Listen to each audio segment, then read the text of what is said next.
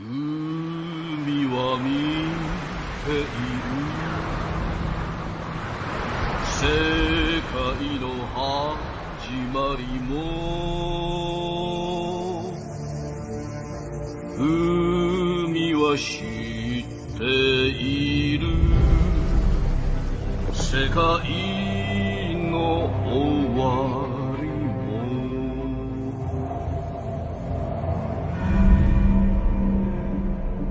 今より24年前、世界はちょうど海賊王ゴールド・ロジャーの処刑に沸き、彼の残した莫大な富、一つなぎの大秘宝、ワンピースを求め、ありとあらゆる者たちが海へ漕ぎ出した。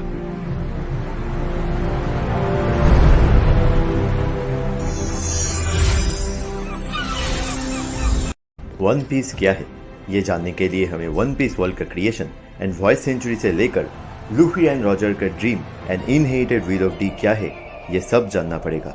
तो चलिए wheel of D और वन पीस को छोड़ के शुरू करते हैं one piece.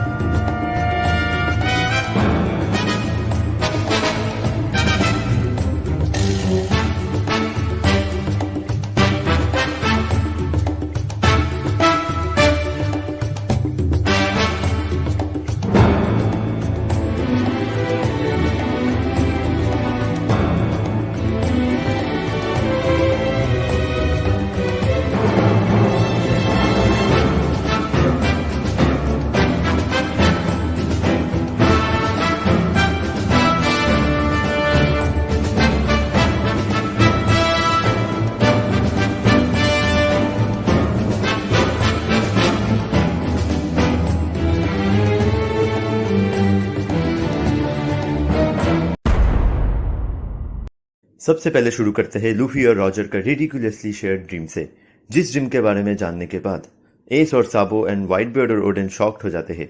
Even white beard उस ड्रीम को चाइल्डिश बोलता है एंड एस उस ड्रीम के बारे में जानने के बाद ही साके शेयर करता है लूफी और साबो के साथ। इसके अलावा अगर मांगा चैप्टर 999 और 1000 को एक साथ कंप्लीट किया जाए तो बनता है the sake I brewed for you straw hat Luffy. And in chapters में ही एस लूफी का ड्रीम रिवील करता है यामाटो के पास, जो सुनकर यामाटो शॉक्ड हो जाती है एंड फिर हंस पड़ती है एंड इन रिटर्न एस को बोलती है दैट इन फ्यूचर वो एस एंड लूफी के साथ बैठकर साके पीना पसंद करेगी। एंड वन पीस वर्ल्ड में innumerable time Sakya and feast के through friendship and bond create करते हुए दिखाया गया है हमें। इवन वन पीस का फर्स्ट चैप्टर भी शुरू होता है रेड हेयर पायरेट्स के फीस्ट के साथ। उसके ऊपर हर एक स्ट्रॉ हैट मेंबर्स ज्वाइन होने के बाद एंड हर एक बड़ा इवेंट्स के बाद फीस्ट दिखाया गया है हमें एंड ये feast freedom and true friendship को दर्शाता है। सिमिलरली यामाटो भी लूफी का वेट कर रही थी एस के बाद, ताकि वो लूफी के साथ जर्नी में जा पाए, साके शेयर कर पाए, पार्टी कर पाए, बेसिकली फ्रीली अपनी लाइफ जी पाए। एंड एसबीएस में हमें ऑलरेडी पता है दैट लूफी के लाइफ में दो ही गोल है, एडवेंचर एंड फीस्ट। तो शायद से लूफी का ड्रीम है पायरेट किंग बनना, ताकि वो पूरे वर्ल्ड को फ्री करके एक ग्रैंड पार्टी थ्रो कर पाए, जिसमें पूरा वर्ल्ड शामिल हो पाएगा एंड एक फ्रेंडशिप बॉन्ड क्रिएट होगा पूरे वर्ल्ड के बीच। सिंस वन पीस का basic story line fight for equality है एंड ऐसा रिडिकुलस ड्रीम सिर्फ और सिर्फ रॉजर एंड लूफी ही रख सकते हैं। एंड ये पूरे चीज का फोरशैडोइंग हमें स्काइपिया के एंडिंग में मिलता है, जहां पर एंड के पार्टी में स्काइपियन, शैंडियन एंड इवन स्काइपिया के वुल्व्स भी एक साथ आकर पार्टी करते हैं। इवन आज के डेट में most of the One Piece watchers Skypiea के स्टोरी नरेशन को मेन स्टोरी से रिलेटेबल नहीं समझते हैं एंड इवन कुछ लोग स्काइपिया को स्किप करने का बात तक बोलते हैं। बट स्काइपिया एक्चुअली में पूरे वन पीस का माइक्रो वर्जन है। अब लूफी का ड्रीम एंड स्काइपिया कैसे वन पीस के साथ कनेक्ट करता है, ये समझने के लिए हमें पहले वन पीस वर्ल्ड का creation even before the Void Century जानना पड़ेगा। पहले इस ब्रह्मांड में कुछ भी नहीं था, फिर एक छोटा सा रोशनी दिखाई दिया और बिग बैंग, लाइट के स्पीड में पूरा यूनिवर्स एक्सपेंड होने लगता है, प्लैनेट्स और स्टार फॉर्म होना शुरू हो जाते हैं एंड उसी यूनिवर्स के कोई एक छोटे से कोने में हमारा वन पीस का वर्ल्ड है। वन पीस वर्ल्ड का पहला सिंपल एक्सप्लेनेशन ये है कि ये एक मोस्टली वाटर प्लैनेट है जिसे मल्टीपल मून्स रिवॉल्व कर रहे हैं, जो इस प्लैनेट का मेस्ट ऑफ वेदर को एक्सप्लेन करता है। और इस प्लैनेट में बहुत सारे स्पीसीज हाईली इवॉल्व होकर ह्यूमनॉइड बन चुके हैं, लाइक फिशमैन।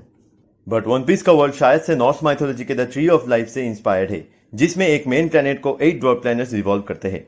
इस चीज का फोरशैडोइंग हमें ओहारा के लाइब्रेरी में मौजूद ग्लोब से मिलता है। एंड हमें यह भी पता है दैट ओटा ने वन पीस लिखना शुरू किया था 1974 के एनिमे विकी द वाइकिंग से इंस्पायर्ड होकर, जो एनिमे खुद नॉर्स माइथोलॉजी से इंस्पायर्ड है। उसके ऊपर एंशिएंट किंगडम, अलाबास्ता, स्काइपिया एंड इवन वानो के सिंबल में एक बड़े से सर्कल को 8 मिनी सिंबल्स घेर के रखते हैं, जो शायद एक और फोरशैडोइंग है। और हमारा मेन वन पीस का प्लैनेट एक वाटरी प्लैनेट था during the ancient time, and ये आज भी एक मोस्टली वाटर प्लैनेट है। और इस मेन प्लैनेट के रहने वाले थे सी किंग्स एंड फिशमैन, अंटिल एक दिन स्पेस पायरेट्स आ पहुंचते हैं इस प्लैनेट में। तो शायद से उन 8 ड्रॉप प्लैनेट्स में बाकी के स्पीसीज रहते थे, like humans, minks, giants, drops, long legged and long arm species, Skypiea people, 3-eyed species like पुडिनसामा और लुलनिस लाइक किंग, जिनमें से स्काइपियंस बहुत ही एडवांस थे टेक्नोलॉजी के मामले में, इवन आज के टाइम में भी है, जैसा हमने नामी के टाइम स्किप में देखा था।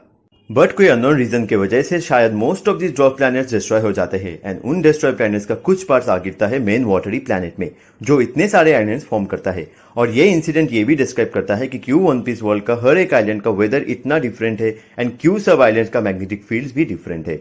इसके अलावा भी सेलेस्टियल ड्रैगन्स के स्लेब का सिंबल एक्चुअली में एंशिएंट स्पेसशिप से इंस्पायर्ड है, जो हमें बहुत सारे फ्रेंच चर्चेज में देखने को मिलता है। और मरी जोएल कैसल एक्चुअली में फ्रेंच कैसल से इंस्पायर्ड है। तो उन डिस्ट्रॉयड ड्वार्फ प्लैनेट्स का स्पीसीज आकर मेन वाटरी प्लैनेट में को एग्जिस्ट करने का कोशिश करता है, बट ग्रोइंग पॉपुलेशन के साथ डिस्प्यूट शुरू होने लगता है स्पीसीज एंड ट्राइब्स के बीच। इन डिस्प्यूट्स में पहला रिकॉग्नाइजेबल डिस्प्यूट है long arm and long leg tribes का, जो 1000 ईयर्स ऑफ वॉर का रूप ले लेता है। बट ये वॉर लॉन्ग आर्म ट्राइब हार जाता है एंड उन्हें बाकी के वॉर से कट ऑफ कर दिया जाता है फोर्सफुली, जो हमें ब्रूक के टाइम स्किप से पता चला था। And long leg tribe higher species बन जाता है वर्ल्ड में, और इससे यह भी एक्सप्लेन हो जाता है कि क्यों गोरोसे में 2 लॉन्ग लेग स्पीसीज है। एंड विद टाइम ह्यूमंस का पॉपुलेशन रैपिडली इंक्रीज हो जाता है, और ह्यूमंस बाकी स्पीसीज से फिजिकली वीक होने पर भी नंबर्स की वजह से मोस्ट पावरफुल स्पीसीज साबित होते हैं, एंड वर्ल्ड को किंगडम्स में बांटकर रूल करने लगते हैं। एंड ये रेसिज्म एंड डिस्क्रिमिनेशन आज के टाइम में भी देखने को मिलता है, जहां पर हर एक किंगडम्स में सिर्फ ह्यूमंस देखा जा सकता है except few special kingdoms. And even marines में सिर्फ ह्यूमंस है एक्सेप्ट जायंट्स, जिन्हें सिर्फ फिजिकल स्ट्रेंथ के लिए यूज किया जाता है, जो हमें लॉ से पता चलता है पंख हजार में। सिर्फ पायरेट्स क्रू एक ऐसा प्लेस है जहां पर विदाउट डिस्क्रिमिनेशन हर एक टाइप का स्पीसीज देखा जा सकता है। अब अगर सिंपल वर्ल्ड को भी कंसीडर करें, जहां पर हर एक स्पीसीज साइमल्टेनियसली इवॉल्व किया है सेम प्लैनेट से, तो भी एंड रिजल्ट यही निकलेगा कि ह्यूमंस अल्टीमेटली वर्ल्ड को रूल करते हैं। सो इस डिस्क्रिमिनेशन एंड ह्यूमंस से दूर हर एक स्पीसीज रेफ्यूजी लेता है different part of the world में, जैसे फिशमैन डीप सी में, स्काइपियन स्काई में, मिंग्स यूनेशा के ऊपर शायद से, जायंट्स एल्वाफ में and Kuja clan Amazon Lily में। But since Elbaf and Amazon Lily humans के लिए रीचेबल था, सो उन्होंने अपने physical strength and fighting skill को डेवलप किया। एंड इसका पैरेलल स्टोरी लाइन स्काइपिया का भी है, जहां पर बोथ स्काइपियंस एंड शैंड्रोडन्स बाहर से आकर डिस्प्यूट क्रिएट करते हैं स्काई आइलैंड्स के लिए। 800 साल पहले जब रेसिज्म एंड डिस्क्रिमिनेशन पीक पर था, तब एक कैरेक्टर इस सिस्टम को चैलेंज करता है, जिसका एक्चुअल नाम हिस्ट्री भूल चुका, बट उसे याद रखा है एज जॉय बॉय। एंड वो बाकी सप्रेस्ड एंड अनप्रिविलेज स्पीसीज को लेकर एक फ्री एंड हैप्पी किंगडम खड़ा करता है, जिसके बारे में हम लोग सिर्फ एक बार सुनते हैं वन पीस स्टोरी में from professor clover of Ohara library. And उस किंगडम का नाम था द ग्रेट किंगडम। दो इंग्लिश डब वर्जन में प्रोफेसर क्लोव एंशिएंट किंगडम को द ग्रेट किंगडम कहते हैं गोरोसे के सामने, बट ओरिजिनल जापानीज वर्ड को ट्रांसलेट करने से वो द इमेंस किंगडम होता है। एंड जॉय बॉय का ड्रीम था दैट वो इस वर्ल्ड सिस्टम को अपसाइड डाउन करके एक नया डाउन लाएगा, जहां पर हर एक स्पीसीज एक साथ रह पाएगा मिलजुल कर freely without any discrimination as One Piece. अब बैक जाते हैं स्काइपिया में। तो अगर जाया एंड स्काइपिया का मैप को एक साथ करके देखें तो हमें एक स्कल फिगर देखने को मिलेगा, जिसका एक arc the golden city of Shandiya था एंड दूसरा आर्क के प्लेस में एक परफेक्टली एनसर्कल्ड गैप है। तो शायद उस प्लेस में ही एंशिएंट किंगडम था, जो जस्ट लाइक शांडिया जो नॉकअप स्ट्रीम के वजह से स्काइपिया जा पहुंचा था, similarly ancient kingdom under water में है। इसका काइंड ऑफ फोरशैडोइंग हमें रॉजर एंड नोलन के पैरेलल स्टोरी में से देखने को मिलता है। Just like Roger the last island में पहुंचता है एग्जीक्यूट होने से पहले, सिमिलरली नोलन उसके दूसरे पार्ट शांडिया में पहुंचता है एग्जीक्यूट होने से पहले। जबकि रॉजर हंसते हुए अपना जान देता है, वही नोलन मरते वक्त रोते रहता है। एंड इसी चीज का ईस्टर एग हमें एस के हैट में देखने को मिलता है। तो उसी पैरेलल स्टोरी को मद्देनजर रखते हुए ये कंफर्म बोला जा सकता है कि एंशिएंट किंगडम ही लास्ट आइलैंड है एंड वो पानी के नीचे है, जिसका लोकेशन बिंग साके सॉन्ग में से मिलता है। इसके बारे में डिटेल में जानने के लिए आप हमारे इस वीडियो को चेक कर सकते हैं। एंड इस एंशिएंट किंगडम और लाफ्टेल आइलैंड का एक्चुअल नाम अभी भी रिवील नहीं किया गया है, और प्रोफेसर क्लोवर के थ्रू हम ये जानते हैं कि उस किंगडम का नाम वॉइड सेंचुरी को समझने के लिए काफी है। तो Void Century actually the Punic War से इंस्पायर्ड है, जो रोम एंड कार्थेज का लीडर हैनिबल के बीच हुआ था for almost a century during 200 AD। Similar to Joy Boy, Hannibal भी बैटल में एलिफेंट्स का इस्तेमाल करता था एंड रोमन्स की विक्ट्री के बाद उन्होंने कार्थेज को बोथ हिस्ट्री एंड ज्योग्राफी से मिटाने का कोशिश किया था, बट कार्थेज का एग्जिस्टेंस कुछ स्टोन राइटिंग्स में बच गया था, similar to the ancient kingdom. And हम लोग ऑलरेडी जानते हैं दैट 4th सेंचुरी में 20 बिग किंगडम जिसे ह्यूमंस रूल करते थे एक साथ आकर वर्ल्ड गवर्नमेंट फॉर्म करता है to fight Joy Boy and his ideologies. And इसी वॉर के बीच बहुत सारा साइड चेंजेस एंड बिट्रियल भी हुआ होगा, just like the Punic war. And betrayal का सबसे बड़ा एग्जांपल नेफर्टी फैमिली है। इन्होंने वर्ल्ड गवर्नमेंट को धोखा दिया था एंड लेटर ऑन मरी जोएल में शिफ्ट करने से भी मना कर देते हैं अलाबास्ता में मौजूद पोनीग्लिफ को सेफ रखने के लिए। तो सिमिलरली जॉय बॉय भी बिट्रियल फेस किया होगा एंड शायद से थ्रू बिट्रियल ही जॉय बॉय को डिफीट किया गया था, जस्ट लाइक हैनिबल जिनका भी डिफीट का रीजन बिट्रियल था। एंड वॉर का ये आउटकम जॉय बॉय शायद पहले से ही समझ गया था, जिस वजह से फ्यूचर के लिए वो वानो रीजन के कोजुकी क्लैन से पोनीग्लिफ तैयार करवा के हर एक फ्रेंडली किंगडम्स के पास छोड़ जाता है एंड फिशमैन आइलैंड के प्रिंसेस के लिए एक अपोलॉजी लेटर लिखवाता है, सिंस वो फिशमैन को सरफेस में लाने का प्रॉमिस नहीं निभा पाता है एंड इसी वजह से सी किंग्स आज भी नोआ को प्रोटेक्ट कर रहे हैं। अब जब वानो रीजन एंड कोजुकी क्लैन का बात हुआ है तो वानो का एक और क्लैन का बात करना बनता है। तो just like Kozuki clan and Shimotsuki clan, Wano में एक और क्लैन भी था एंशिएंट टाइम में, द अमात्सुकी क्लैन, जिस क्लैन का मेंबर था टोकी। एंड हमें टोकी से पता चला था कि 800 ईयर्स पहले उसका जन्म वानो के बाहर हुआ था एंड वो कभी वानो में नहीं गई थी ओडेन को मिलने से पहले। तो शायद जॉय बॉय को बिट्रे करने वालों में से एक अमात्सुकी क्लैन भी था और इसी वजह से कोजुकी क्लैन ने सिर्फ कोजुकी स्पेसिफिक लैंग्वेज में पोनीग्लिफ लिखा था। और इससे यह भी एक्सप्लेन हो जाता है कि क्यों मिंक्स सिर्फ कोजुकी क्लैन को अपना ब्रदर मानते हैं, ना कि वानो को। एंड ये फर्दर एक्सप्लेन करता है कि क्यों वन ऑफ द गोरोसे का लुक एसबीएस से जोरो के वन ऑफ द स्वॉर्ड के ह्यूमनॉइड मैनिफेस्टेशन के साथ मैच करता है। अगर हम ये मैनिफेस्टेशन से टॉप नॉट हटा दे तो वो एग्जैक्टली स्वॉर्डमैन गोरोसे का सिमिलर है एंड शायद से उनका स्वॉर्ड थर्ड किजेत्सु स्वॉर्ड है एंड शायद वो भी एक अमात्सुकी है और उनका बिट्रियल एक बड़ा रोल प्ले किया होगा व्हाइट सेंचुरी वॉर में। But no matter Joy Boy को कितना बिट्रियल मिला होगा, बट उसे फेयर एंड स्क्वायर डिफीट करना काफी टफ था वर्ल्ड गवर्नमेंट के लिए because of the 3 ancient weapons. तो हमें ऑलरेडी पता है दैट शिराहोशी पोसाइडन है एंड वो सी किंग्स को कंट्रोल कर सकती है और रिसेंट चैप्टर से ये भी पता चला है दैट प्लूटन वानो में प्रेजेंट है एंड ये एक वॉरशिप है। सो लॉजिकली देखा जाए तो अगर पोसाइडन एक लिविंग बीइंग है एंड प्लूटन एक मैन मेड वेपन, तो यूरेनस का एक डेविल फ्रूट होना सबसे ज्यादा पॉसिबिलिटी होल्ड करता है and the voice of all things ये सबसे लिंक्ड नहीं है। बट ऐसा भी हो सकता है that all Pluton, Poseidon and Uranus तीनों एक्चुअली लिविंग बीइंग्स है जो डिफरेंट मॉन्स्टर्स को कंट्रोल करने का पावर रखते हैं through the voice of all things. In fact 3 ancient weapons कुछ भी हो सकते हैं बट वो एक्चुअली मैटर नहीं करता, सिंस उसका एग्जिस्टेंस का अल्टीमेट गोल एक्चुअली मैटर करता है एंड इन वेपन्स के एग्जिस्टेंस का सिर्फ एक ही रीजन है और वो है रेड लाइन का डिस्ट्रक्शन। इमू समा एक मिस्टीरियस एंटिटी है जो वर्ल्ड गवर्नमेंट को एंड गोरोसे को फ्रॉम द शैडोज कंट्रोल करती है फॉर 800 ईयर्स। एंड अगर ओडाज वे ऑफ वर्ड प्ले में फोकस करे तो इमू का उल्टा उमी होता है एंड उमी का मतलब सी है जापानीज में।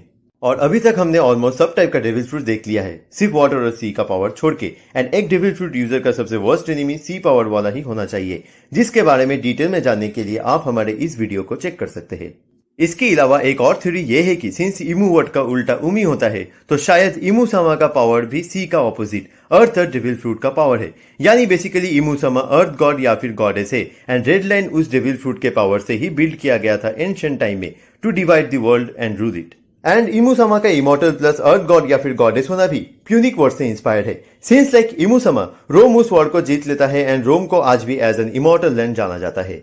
इसके अलावा just like Hannibal, Joy boy भी अपने फाइनल वर्क में शायद खुद का प्राण खुद ही ले लेता है, वो भी इमू समा के प्रेजेंस में या फिर लेने जाता है बट टोकी उसे 800 ईयर्स फ्यूचर में भेज देती है। वेट कमेंट में जाकर गाली देने से पहले पूरा सुन तो लो। तो ओडेन उसके डेथ से पहले कहता है दैट एक इंडिविजुअल आएगा 800 ईयर्स टाइम से ट्रैवर्सिंग करते हुए। एंड अगर आप लोग ओडा सेंसे का राइटिंग स्टाइल जानते हो तो इसका सिर्फ एक ही मतलब बनता है एंड उसके ऊपर टोकी किसके लिए 800 ईयर्स ट्रेवल करती हुई आई थी ओडेन के टाइम में। उसे कैसे पता था दैट 800 ईयर्स बाद कोई एक आएगा इस वर्ल्ड सिस्टम को अपसाइड डाउन टर्न करने एंड क्यों इमू समा आज भी जॉय बॉय का स्ट्रॉ हैट एज मेमोरियल रखी हुई है अपनी कैसल में। बट ये स्टफ थोड़ा सा डाउटफुल भी है, शायद जॉय बॉय सच में खुद का प्राण खुद ही ले लिया था हंसते हुए जस्ट लाइक हैनिबल एंड शायद इसीलिए out of respect Imu sama ने जॉय बॉय का स्ट्रॉ हैट एज मेमोरियल रखी हुई है। एंड जॉय बॉय के डिफीट के बाद Imu sama with the help of 3 eyed people पूरे वर्ल्ड का मेमोरी ऑल्टर कर देती है वॉइड सेंचुरी के हिस्ट्री को मिटाने के लिए और बाद में most of the 3 eyed species को मार दिया जाता है ताकि इन फ्यूचर कोई उस मेमोरी ऑल्टरनेशन को रीडू ना कर पाए। बट उसी वॉइड सेंचुरी के वॉर के चलते पूरे वन पीस वर्ल्ड में डेविल फ्रूट फैल जाता है इंक्लूडिंग द मोस्ट इंपॉर्टेंट निका फ्रूट। तो हम लोग ऑलरेडी जानते हैं फ्रैंकी के through that Adam tree one of the strongest and indestructible tree है वन पीस वर्ल्ड में, जिस ट्री के वुड से 1000 सैनिकों बिल्ड करता है फ्रैंकी। सिमिलरली ईव ट्री भी एग्जिस्ट करता है रेड लाइन में सबोडी आइलैंड के पास, जिसका रूट फिशमैन आइलैंड में सनलाइट पहुंचाता है। एंड इस ट्री का एक अलग एटमॉस्फेरिक कंडीशन भी है और सबोडी आइलैंड, फिशमैन आइलैंड, मरी Joel and near about area में एयर बबल्स फॉर्म करता है। एंड अब जब एयर बबल्स का बात हो रहा है तो सेलेस्टियल ड्रैगन्स कैसे पीछे छूट जाए, तो शायद से ईव ट्री के लीफ से निकलता हुआ ऑक्सीजन लॉन्ग लाइफ प्रोवाइड करता है ब्रीदर को। एंड इसी वजह से सेलेस्टियल ड्रैगन्स हमेशा ईव ट्री के एयर कैरी करते हैं अपने साथ एंड नॉर्मल एयर ब्रीथ नहीं करते हैं। एंड ये चीज हमें और भी क्लियरली फिशमैन आइलैंड और नेपच्यून के फ्लैशबैक से समझ में आता है, जहां पर एक celestial dragon by accident Fishman Island आ पहुंचता है एंड वो बिल्कुल डरा हुआ रहता है सिंस उसका एयर बबल फूट जाता है, एज इफ वो नॉर्मल एयर ब्रीथ करने से मर जाएगा कुछ देर में। और जब रेवेरी के वक्त हम लोग उसे दोबारा देखते हैं मरी जोएल में, तब उसका एज काफी बढ़ चुका होता है। बट लूफी जिन सेलेस्टियल ड्रैगन्स के साथ पंगे लेता है सबोडी आर्क में, उन सेलेस्टियल ड्रैगन्स का एज एग्जैक्टली उतना ही लगता है जितना टाइम स्किप से पहले था।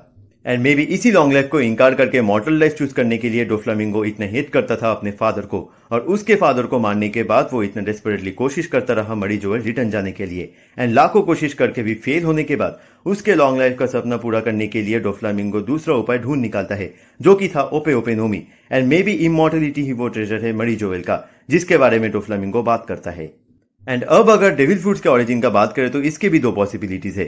फर्स्ट पॉसिबिलिटी ये है कि just like Adam and ewe tree, mythologically एक डेविल्स ट्री भी एग्जिस्ट करना चाहिए एंड मे बी उसी ट्री के फ्रूट्स थे ये devil fruits. And just like ancient mythology, उस फ्रूट यूजर को एक कर्स मिलता है जिससे उस यूजर का स्विमिंग का कैपेबिलिटी नष्ट हो जाता है एंड ये fruits during the war of white century पूरे वन पीस वर्ल्ड में फैल जाता है। इसका सेकंड पॉसिबिलिटी ये है कि शायद ये डेविल फ्रूट्स मैन मेड है, जो व्हाइट सेंचुरी के वक्त एंशिएंट किंगडम में इंजीनियर किए गए थे बाय सम हाईली इंटेलिजेंट स्पीसीज और एल्व्स। सिंस अभी तक हमने वन पीस वर्ल्ड में हर एक टाइप का फिक्शनल स्पीसीज देख लिया है सिर्फ एल्व्स को छोड़ के। एंड मे बी यही रीजन था कि क्यों वर्ल्ड गवर्नमेंट एंशिएंट किंगडम को टेक डाउन करने के लिए इतना उतावला था। एंड एंशिएंट किंगडम में उस फ्रूट्स के यूजर को शायद से बोला जाता था the clan of devil fruit user और द क्लैन ऑफ डी। सो बिना चीजों को कॉम्प्लिकेट करे चलिए शॉर्ट में जानते हैं इसके बारे में। तो शायद से ओरिजिनली डेविल फ्रूट्स को पर्टिकुलर टाइप ऑफ इंडिविजुअल्स के लिए डिजाइन किया गया था एंशिएंट किंगडम में, जिससे उनका डीएनए सीक्वेंस मॉडिफाइड होकर उनको एक नया एबिलिटी मिल जाए। बट डेविल फ्रूट्स परफेक्ट नहीं बने थे एंड उसका एक ड्रॉबैक था कि उसके यूजर स्विम करने का कैपेबिलिटी खो देते हैं, या फिर ये इंटेंशनल भी हो सकता है। एंड उस पर्टिकुलर ग्रुप ऑफ पीपल को क्लैन ऑफ डी से जाना जाता था और उस क्लैन के डिसेंडेंट्स में the wheel of D passed on होता है। सिंपली बोला जाए तो जीन्स पास्ड ऑन होता है। एंड दो डेविल फ्रूट्स आज के डेट में कोई भी यूज कर पाता है, बट सिर्फ इस पर्टिकुलर क्लैन के मेंबर्स एक डेविल फ्रूट का पावर फुल्ली यूटिलाइज कर सकते हैं due to their genes. But D का एक और पॉसिबल मीनिंग हो सकता है दैट जॉय बॉय का असली नाम डेवी जोन्स था एंड दस उसके व्हील को व्हील ऑफ डी कहा जाता है। But speaking of Davy Jones, एक और पॉसिबिलिटी ये भी है दैट डेवी जोन्स का कैरेक्टर एक्चुअली रॉक्स पायरेट का जॉन है, जिसका immense treasure according to Buggy under the sea है, just like the myth of Davy Jones locker. And so Laugh Tale island ancient kingdom तो है, बट डेवी जोन्स लॉकर और the island of death नहीं है, ये अलग प्लेस है। ये सब इन डिटेल्स में जानने के लिए और वीडियो में आगे बढ़ने से पहले आप लोग जाकर हमारा वन पीस डेडिकेटेड प्लेलिस्ट जरूर चेक कर लेना। बैक टू रिसेंट टाइम, तो जैसा कि हम लोग जानते हैं that Luffy kid and Lord destructive power hold करते हैं। इनफैक्ट लूफी सन गॉड निका है। एंड अगर आप लोगों ने हमारे स्ट्रॉ हर्ट्स के ऊपर डेडिकेटेड वीडियोस देख आए हैं तो ये भी समझ गए होंगे कि जोरो and robin demonic power hold करते हैं। सांजी ब्लू लेक्सी का है because of his German modifications and presence of lunar in DNA, और फ्रैंकी, चॉपर एंड ब्रूक की पॉइंट्स है स्टोरी में। बट ये लोग जितना भी पावरफुल होले, अभी भी इन फ्रंट ऑफ द गोरो से कुछ भी नहीं है, may be because of the elemental haki. Yes, elemental haki, जिसका काइंड ऑफ प्रेजेंस हम लोग all over the One Piece narration में देखते आए हैं। जैसे फिशमैन वाटर मैनिपुलेट कर पाते हैं, mink static electricity and Lunarians fire, और साबो जो ड्रैगन क्लॉ यूज करता है वो भी शायद विंड हाकी है। एंड मे बी इसी पावर को रेप्लिकेट करने के लिए डेविल फ्रूट्स को डिजाइन किया गया था, जिसको रिपीट करने की कोशिश आज भी doctor Vegapunk and world government कर रहे हैं। और ओडा सेंसे ने रिसेंट एसबीएस में कहा है दैट फाइनल सागा में हम लोग कुछ नया देखने वाले हैं, जो शायद से एलिमेंटल हाकी होगा या फिर एल्स भी हो सकते हैं, the only missing mythical creature. And doesn't matter final saga में क्या इंसिडेंट्स हो एंड उसमें कौन क्या रोल प्ले करे, अल्टीमेटली जॉय बॉय रिटर्न करने वाला है, अब वो थ्रू लूफी हो या फिर सच्ची में टोकी ने जॉय बॉय को 800 इन फ्यूचर भेजा हो। एंड जॉय बॉय रिटर्न आकर उसको मिला हुआ सबसे बड़ा बिट्रेयल का बदला लेगा इमुसामा से, just like every other shonen anime. Since ancient time में शायद इमुसामा पहले जॉय बॉय के साइड में थी, बट बाद में उसको धोखा दे देती है फॉर पावर। एंड लूफी या Joy Boy with the help of ancient weapon, straw hat fleet, Law, Kid, Zoro and Sanji Red Line destroy कर देंगे, जिसके वजह से फिशमैन आइलैंड भी डिस्ट्रॉय हो जाएगा एंड शेली का प्रेडिक्शन भी फुलफिल हो जाएगा और ओटोहिमे का ड्रीम भी फुलफिल होगा to live under the same sun as everyone else. So basically Red Line के डिस्ट्रक्शन से ग्रैंड लाइन भी एग्जिस्टेंस से मिट जाएगा और north sea, south sea, east sea, west sea का डिवीजन हट जाएगा and the planet will become One Piece and Sanji will finally find his All blue.